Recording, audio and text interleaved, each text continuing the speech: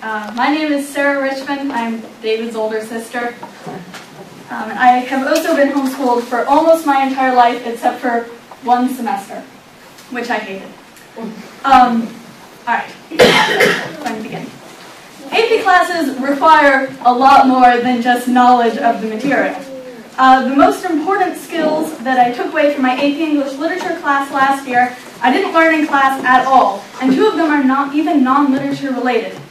I mostly conquered both perfectionism and procrastination, and I developed my own pre-writing method, which has proved useful in the higher level college English classes that I'm enjoying. If you currently struggle with either perfectionism or procrastination, this is a bit of friendly TA advice. First, I named my inner monologue to combat perfectionism. It sounds a bit insane. I have a named inner voice. Her name is Ethel. She's entirely, totally, obviously a different person from myself. Ethel starts talking whenever my thoughts start telling me that I'm way behind everyone and must do twice the work to catch up.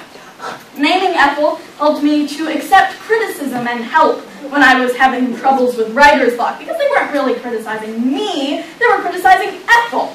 Naming your inner monologue can distance you from perfectionism, making it easier to deal with. Secondly, I set timers to work against both perfectionism and procrastination. Work, as you've probably been told, will take up as much time as you give it. As such, the conclusion is to only give it as much time as you can reasonably do it well in. About halfway through the semester, I started setting timers to do everything. Everything became a timed essay, which was also helpful for the exam. After the timer went off, I would have maybe 5 minutes to edit, and then my perfectionist self would have to be content because I was moving on. This also allowed me to actually be organized and planned for the first time in my existence. Now, despite writing essays, which have gotten A's in 300 level English classes and fingers crossed 400 and 500 ones, I don't have those grades back yet, and second in the JASNA essay contest, I am not good at outlining. As a result, I don't like outlining. However, I still obviously manage to write organized essays. My secret, and I hope it's helpful for those of you who don't like outlining too, is washi tape. The stuff that's taping together this particular specimen of my essay writing. It adds a bit of much needed color to my least favorite part of the writing process. In my method of long essay writing, I take copious notes, or spend a lot of time brainstorming first. My most recent paper had about 10,000 extra words of notes, though, so that was a problem.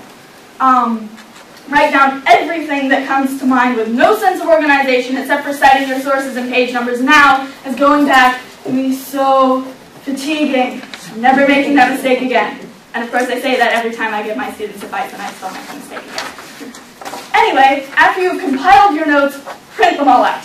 Next, take scissors and cut each idea out. This will lead to a great many slips of paper all over your table or dining room floor or the entire dining room, but your mother shouldn't mind too much. Really, mother, don't mind. After cutting the ideas out, I begin taping the related ones together. Say I had one quote or observation about Tom Buchanan's relationship with the past, another one about his relationship with the past, one about a different related character, I would tape them all together. So then I have my ideas organized in one place. This is made easier by the washi tape because in addition to the patterns, it's easy to stick and unstick, to move ideas around the paper.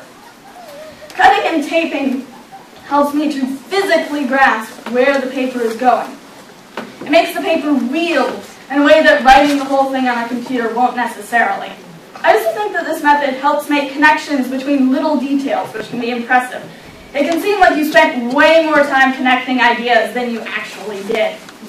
Unless, of course, you have way too many notes, and then it does actually take that much time.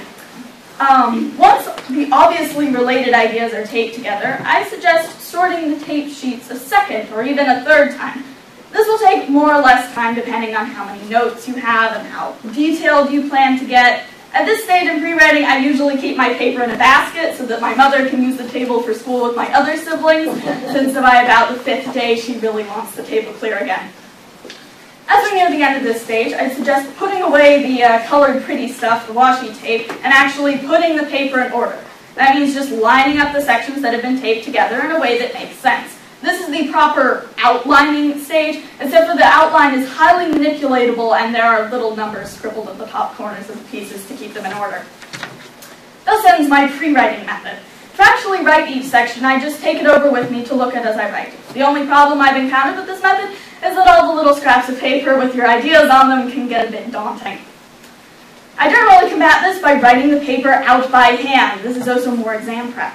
With the timer set, just like a familiar exam essay, most of my long papers have full handwritten drafts sitting around somewhere, and the ones that don't aren't as good. This also allows you to do a close reading and error fix-up when typing the draft, as you have to look closely at the words that are there to copy them.